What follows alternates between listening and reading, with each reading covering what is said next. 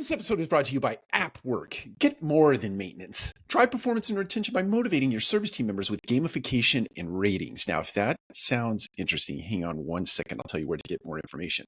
The other thing you can do is optimize your operations with an advanced business intelligence layer that turns data into strategy. We all know that data is important these days. So for more information, go to appworkco.com today. That is appworkco.com today.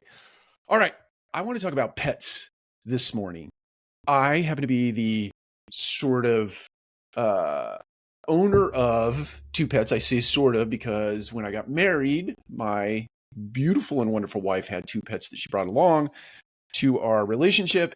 And over the years, we've been married over 20 years. So we have been through all experiences with pet ownership. We have other pets today. All that to say this, when you are thinking about marketing your apartment community, I know that pet friendly is a huge deal.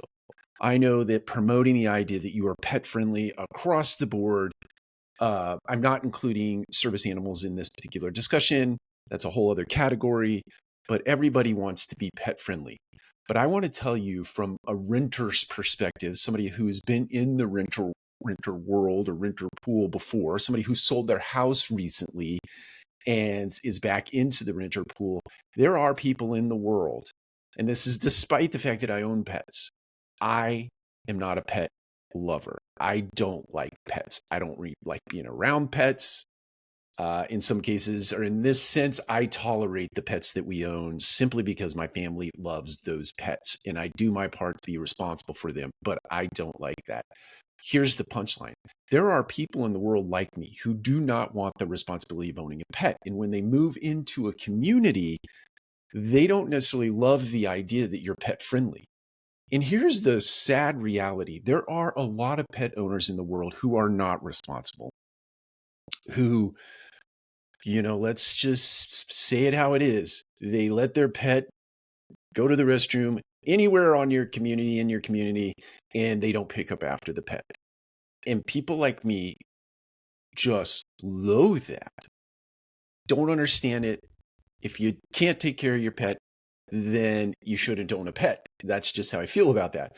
But as a property owner, as a multifamily owner, it is your responsibility to pick up after those pets or to step in when those pet owners are not responsible and make sure that that community is clean, that it's quiet. If a pet, I think this is terrible, where the pet sits in an apartment all day long barking, that is your responsibility to take care of that. I know I'm probably in the minority here in that I am not a pet lover, but I think when you're out there promoting pet friendly communities, you need to think about a segment. There is a segment of the population that is not going to like that and will be not attracted to your community because you're overly promoting your pet policy and your pet friendliness and all of those things. Now, I don't mean to sound pessimistic. I'm just not a pet lover. And when I move into the community, I don't want anything to do with pets. I don't want to see them anywhere around the community. I don't want to see all their droppings around the community. I know I'm a cynic, but that's what it is. So just a reminder, this episode was brought to you today by AppWork. Get more maintenance. Drive performance and retention by motivating your service team members with gamification and ratings, and optimize your operations with the advanced business intelligence layer that turns your data into strategy. Remember, visit appworkco.com today. Take care. We'll talk to you again soon.